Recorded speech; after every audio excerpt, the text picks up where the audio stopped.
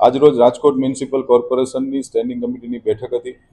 આ બેઠકની અંદર કુલ 24 દરખાસ્તો હતી। રાજકોટ શહેરના અલગ અલગ વિસ્તારોમાં વિકાસ કામોની કુલ 24 દરખાસ્તો આવી હતી। એમાંથી કુલ 4 દરખાસ્તને પેન્ડિંગ રાખવામાં આવેલ છે।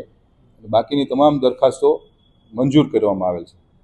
કુલ આજની સ્ટેન્ડિંગ કમિટીની બેઠકની અંદર 162,67,77,000 જેવી રકમના ખર્ચે રાજકોટ શહેરના અલગ અલગ વિસ્તારોની અંદર વિકાસ કામોની આજે ભારતીય જનતા પાર્ટીના સૌ કોર્પોરેટરોએ આજની આ સ્ટેન્ડિંગ કમિટીમાં મંજૂરીની મહોર આપવામાં આવી છે। એક દરખાસ્ત 3 નંબરની દરખાસ્ત છે, જે સૌરાષ્ટ્ર શૈક્ષણિક અને સેવા સમાજ ટ્રસ્ટની લીઝ ઉપર શાળા આપવાની જે દરખાસ્ત છે, એમાં વધુ અભ્યાસ અર્થે એ દરખાસ્તને પેન્ડિંગ રાખી છે। બીજી, રાજકોટ મહાનગરપાલિકાની માલ મિલકતના રક્ષણ માટે સિક્યુરિટી ગાર્ડ્સ પૂરા પાડવા માટે એજન્સી નીમવાનો દ્વિવાર્ષિક કોન્ટ્રાક્ટ છે, એમાં વધુ ખર્ચની દરખાસ્ત આવી છે, એ પણ અમે હાલ પૂરતી તપાસના અર્થે પેન્ડિંગ રાખવામાં આવી છે।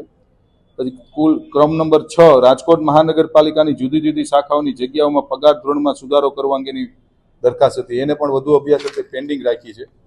અને એક, રાજકોટ મહાનગરપાલિકાની ઓડિટ શાખામાં ખાલી પડેલ સબ ઓડિટરની જગ્યા પર બઢતી આપવા અંગે મ્યુનિસિપલ કમિશનરશ્રીનો જે પત્ર હતો, એ અભ્યાસ અર્થે અમે લોકોએ પેન્ડિંગ રાખવામાં આવી છે। એમાં વિષય ખાલી એટલા પૂરતો છે કે જે સંસ્થાએ છે માસિક 251 રૂપિયાના ભાડાથી અમારી પાસે એને ડિમાન્ડ માગણી કરી છે। ઇન્ફ્રાસ્ટ્રક્ચર અને જગ્યા મહાનગરપાલિકાની છે, પરંતુ રાજકોટ મહાનગરપાલિકા દ્વારા ધ્યાનમાં આવ્યું છે કે ત્યાં વિદ્યાર્થીઓ પાસેથી પૈસા લેવામાં આવે છે અને કુલ વાર્ષિક 1,69,00,000 જેવો એને ફીઝની આવક છે।